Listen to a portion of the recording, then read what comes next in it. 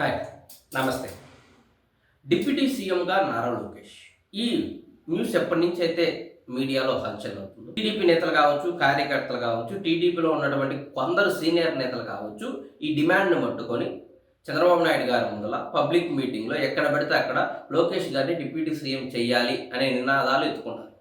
లోకేష్ గారికి ఆ పదవి వస్తుందా రాదా అని పక్కన పెడితే, ఎక్కడ వెనకబడిపోతామనే ఒక అభద్రతా భావంతోనే కొందరు నేతలు లోకేష్ గారికి మద్దతుగా ఆయన డిప్యూటీ సీఎం చేయాలని నినాదాలు చేస్తున్నారు. సరే, కార్యకర్తలు అభిమానులు చేస్తున్నారంటే దానికి ఒక లెక్క ఉంటుంది. కానీ పార్టీలో సీనియర్ నేతలు కూడా ఈ కామెంట్స్ చేస్తున్నారు. దీనిపై టీడీపీ అధిష్టానం గట్టిగానే యాక్షన్ తీసుకుంది. ఇకపై అలాంటి వ్యాఖ్యలు చేయొద్దంటూ చాలా స్ట్రిక్ట్గా ఆదేశాలు జారీ చేసింది. లోకేష్కి డిప్యూటీ సీఎం పదవి ఇవ్వాలనే డిమాండ్ అనేది కూటమి మొత్తం మీద ఎఫెక్ట్ చూపించే అంశం. ఇప్పటికే జనసేన అధినేత పవన్ కళ్యాణ్ డిప్యూటీ సీఎం హోదాలో పనిచేస్తున్నారు. అతనికి పోటీగా నారా లోకేష్కి కూడా డిప్యూటీ సీఎం పదవి ఇవ్వాలని డిమాండ్ చేస్తున్నారు. అంటే డైరెక్ట్గానే జనసేన అధినేత పవన్ కళ్యాణ్కు ఉన్న అధికారాలు తగ్గించాలి. సరే, ఆయనకు అధికారాలు తగ్గించకపోయినా అలాంటి పదవి ఇంకోటి లోకేష్ గారికి ఇస్తే ఇద్దరు సమానంగా ఉంటారు. ఆటోమేటిక్గా పవన్ కళ్యాణ్ గారికి అధికారం తగ్గుతుంది అనేది టీడీపీ పార్టీలోని ఒక వర్గం ఆలోచన. అదే సమయంలో జనసేన టీడీపీ మధ్య ఈ వివాదాన్ని రాజేస్తే అది కూటమి కలయికు ఇబ్బంది కలుగుతుందని వైసీపీ వాళ్ళ ఆలోచన. దీంతో వాళ్ళు కూడా దీన్ని హైలైట్ చేస్తున్నారు. అంబటి రాంబాబు కావచ్చు, సజ్జల రామకృష్ణారెడ్డి కావచ్చు, పెద్దిరెడ్డి రామచంద్రారెడ్డి కావచ్చు, ఈ కొందరు నేతలు గతంలో పవన్ కళ్యాణ్కి సపోర్ట్గా మాట్లాడారు. ఆ విషయాన్ని మనం గమనించాలి. సో రీసెంట్గా జరుగుతున్న ఈ వివాదం వల్ల అసలు కూటమి ఉనికికే ప్రమాదం ఏర్పడింది. ఎందుకంటే లోకేష్ గారు మినిస్టర్గా బాగానే పనిచేస్తున్నారు, డిప్యూటీ సీఎంగా పవన్ కళ్యాణ్ బాగానే పనిచేస్తున్నారు. ఇప్పటికిప్పుడు ఆగమేఘాల మీద లోకేష్ గారిని డిప్యూటీ సీఎంగా చేయాల్సిన అవసరం అయితే లేదు. ఎందుకంటే ప్రభుత్వంలో కావచ్చు, టీడీపీ పార్టీలో కావచ్చు, లోకేష్ చెప్పిందే వేదం. ఏ పని జరగాలన్నా, ఏ నామినేట్ పదవి ఎవరికి ఇవ్వాలన్నా ప్రతిదీ కూడా లోకేష్ కనుసన్నలోనే జరుగుతుంది. అందులో ఎలాంటి డౌట్ లేదు. అనధికారిక సీఎం కూడా లోకేష్ అనే మాటలు వినిపిస్తుంది. ఇలాంటి సమయంలో జస్ట్ నామకే వాస్త అయినటువంటి డిప్యూటీ సీఎం పదవి ఇచ్చి ప్రశాంతంగా ఉన్న కూటమిలో నిప్పులు రేకెత్తించాలని ఎవరు అనుకోరు.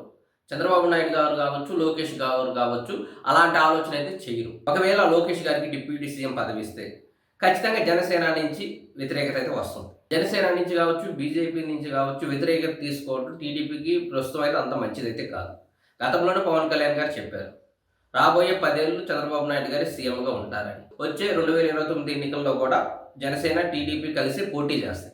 ఒకవేళ లోకేష్ గారు డిప్యూటీ సీఎం ఆ తర్వాత సీఎం అవ్వాలనుకున్నా, మరోపక్క పవన్ కళ్యాణ్ గారు సీఎం పదవి పొందాలనుకున్నా కానీ ఇప్పుడున్న పరిస్థితుల్లో అదైతే సాధ్యం కాదు.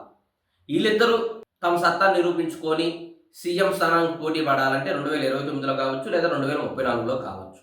అప్పుడు కూడా ఇద్దరు విడివిడిగా పోటీ చేసి ఎవరికైతే ఎక్కువ స్థానాలు వస్తాయో ఆ క్యాండిడేట్ సీఎం అవుతారు. ఎవరికైతే తక్కువ స్థానాలు వస్తాయో ఆ క్యాండిడేట్ వాళ్ళకి మద్దతు ఇచ్చి ఇట్లాగే డిప్యూటీ పదవి తీసుకోవాలి. ఇదైతే వాస్తవం. జరిగేది కూడా అదే. లోకేష్ విషయానికి వచ్చేస్తే ఆల్రెడీ యువనేతగా తన ఏంటో నిరూపించుకున్నాడు. పార్టీ క్యాడర్లో కూడా లోకేష్ భరోసా కల్పించాడు. టీడీపీకి సరైన నేత దొరికాడు అనే అభిప్రాయం కూడా టీడీపీ అభిమానుల్లో కావచ్చు, కార్యకర్తల్లో కావచ్చు ఏర్పరచుకున్నాడు. కాబట్టి లోకేష్ గారికి ఎటు తిరిగినా కానీ 40% ఓటింగ్ పర్సెంట్ అయితే ఆయనకు ఉంది.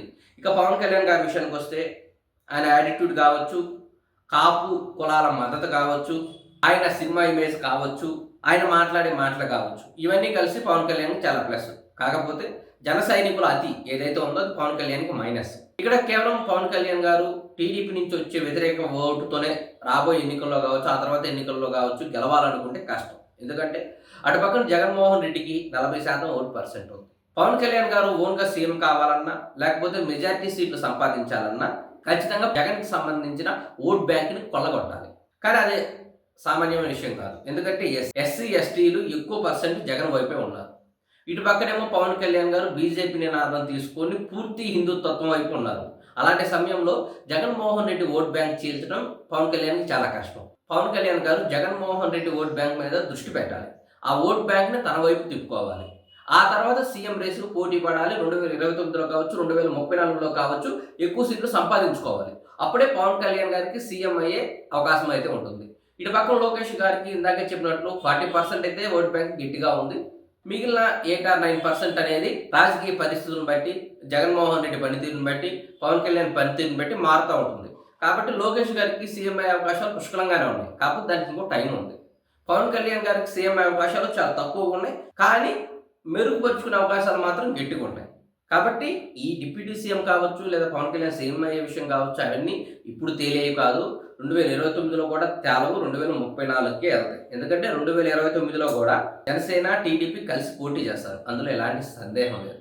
కాబట్టి టీడీపీ నేతలు కావచ్చు, కార్యకర్తలు కావచ్చు, టీడీపీలోని సీనియర్ నేతలు కొందరు కావచ్చు, వీళ్ళందరూ ఈ నినాదాన్ని పక్కన పెట్టి కలిసికట్టుగా ముందుకు వెళ్ళటంపై దృష్టి పెట్టాలి. రాష్ట్ర అభివృద్ధిపై ఫోకస్ పెట్టి ముందుకు వెళ్ళాలి. జగన్కి ఎలాంటి అవకాశం ఇవ్వకుండా అడుగులు వేయాలి. అది పక్కన పెట్టేసి డిప్యూటీ సీఎంగా లోకేష్ గారని టీడీపీ అభిమానులు, సీఎంగా పవన్ కళ్యాణ్ ఉండాలని జనసేన అభిమానులు వీళ్ళు కొట్టుకుంటే, అటు పక్కన జగన్మోహన్ రెడ్డి గారు గోతికాడు నక్కలా కాసుకొని కూర్చున్నాడు. ఏ చిన్న అవకాశం వచ్చినా వదిలిపెట్టాడు.